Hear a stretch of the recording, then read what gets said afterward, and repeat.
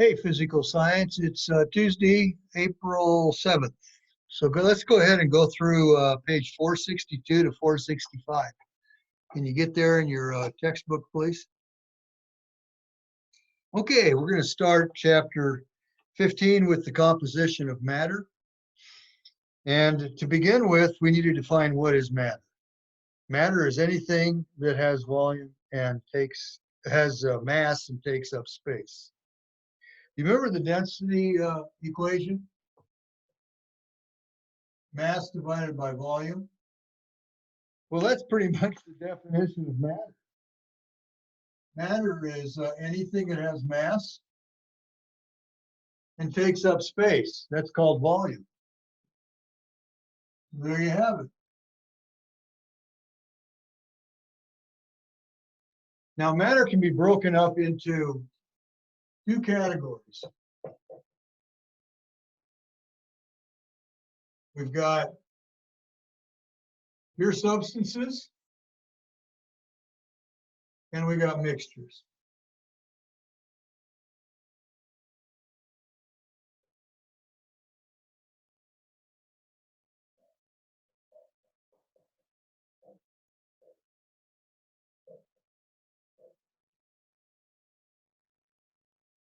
And I'll call it mixtures of substances.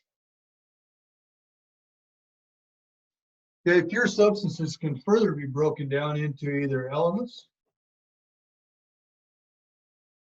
or compounds.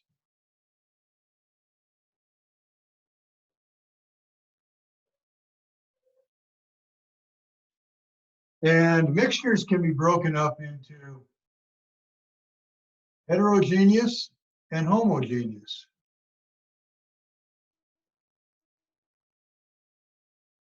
Homogeneous mixtures are called solutions.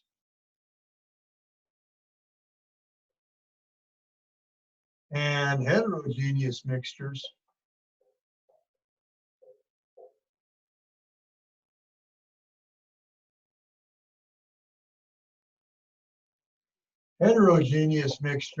are called heterogeneous mixtures. And there's two types of heterogeneous mixtures. Might as well put them in there now. There's colloids and suspensions.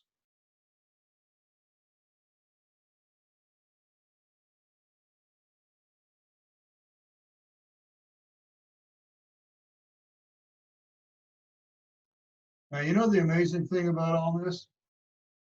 There's some of you out there that have written this down. It's going to be helpful to keep it organized because you've written it down. So what is matter? Anything that has mass and takes up space, which is called volume. What's a pure substance? It's either elements or compounds. Now take a look on page 462. A substance is a pure substance is a type of matter with a fixed composition. Fixed composition. And it can either be elements or compounds. An element is a substance made up of atoms that are all alike. So this right here is the element aluminum, right there. And do you know what this is? It's the element aluminum. You know what this is? It's the element aluminum. And I say, the element is kind of like the flavor, if you please. I know that's kind of a homely statement, but that's what it is. So an element where all the atoms are just alike. It doesn't say that that's one atom of aluminum. It says that it's the element aluminum. In order to get one atom of aluminum, you have to keep dividing it and dividing it and dividing it down all the way until you get one atom. And so we'll study that a little bit more fully when we talk about atoms. Okay, and so the example they give you in the book is the copper wire there. They're all copper atoms.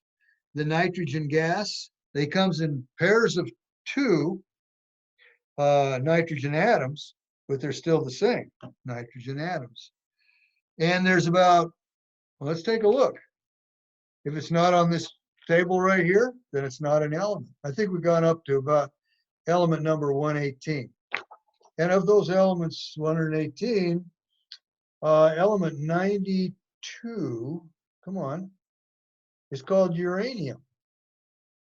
Element 92 is the biggest of the elements that can be dug out of a hillside. Anything else that's bigger than 92 is all synthetic. Synthetic are elements that are man-made.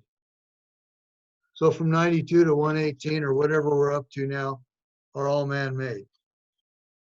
92 naturally occurring elements. I think your book says approximately 90 because there are a couple of these elements that are in such small amount in nature that some people say that it's 90, some say that it's 92 that you can dig out of the hillside that are naturally occurring.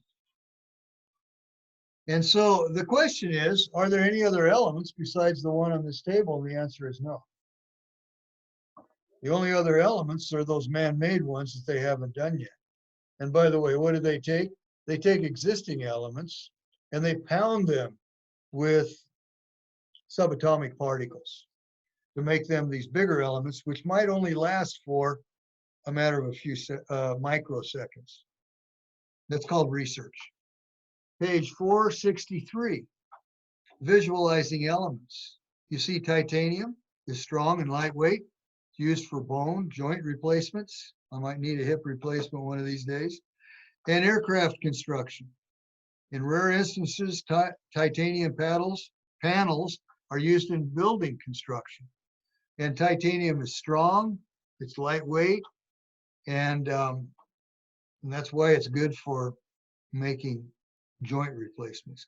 We got silicon. Silicon is what they use in computers. It's a semiconductor. We have sand is called silicon dioxide because silicon is part of that compound.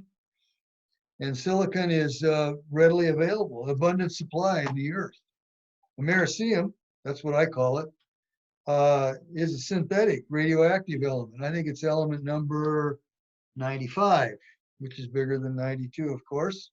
So you know it's synthetic, man-made, radioactive, falling to pieces. All of these elements up that high are radioactive. In fact, anything above about number 85 is radioactive. Okay, you don't get one of these tables because you know why? That table is located in the back of your book, inside the back panel. Okay, I probably should have you now, but I'd rather have you look on page 463. Then we've got magnesium, and so magnesium is used in jet engine design because it is also very strong and lightweight. And they can make a lot of good alloys out of magnesium, like a bat or other things. Alloys are just combinations of metals. They kind of like meld them together. They put aluminum in there with it, and zinc and those kinds of things. They can make luggage frames out of magnesium, that kind of stuff, because it's so strong and lightweight. 464. We're talking about lead. You see the picture of the guy sitting in the dental chair.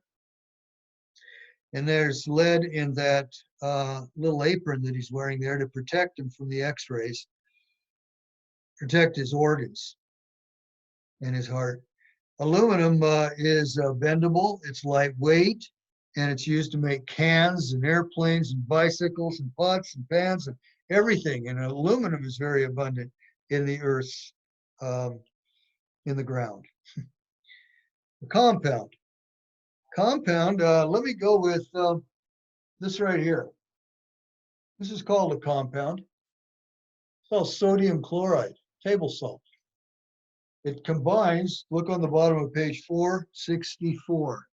It combines a green, yellowish, ghoulish looking gas, which is poisonous, and a soft metal called sodium that is somewhat shiny, but it can be cut with a knife.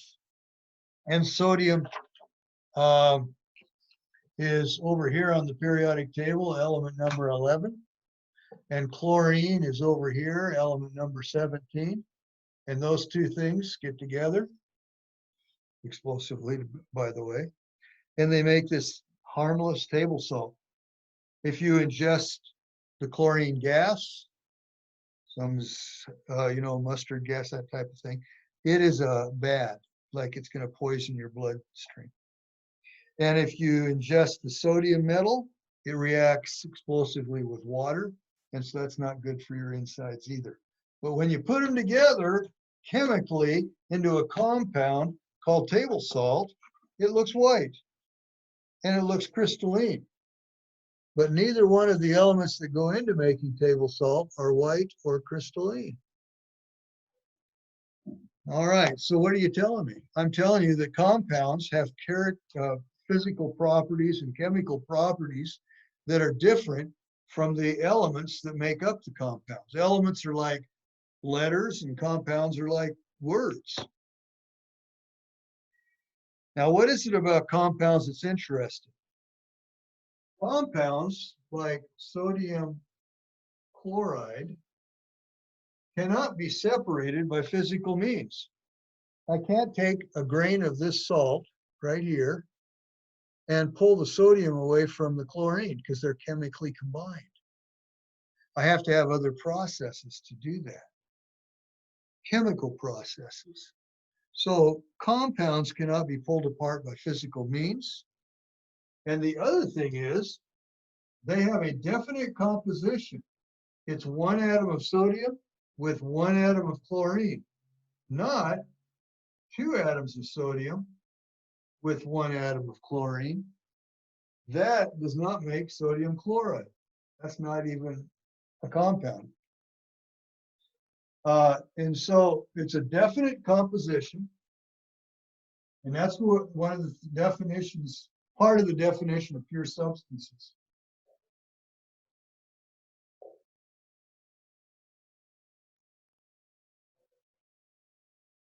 So how does that distinguish pure substances from mixtures?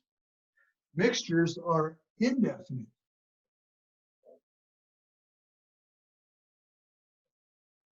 Composition.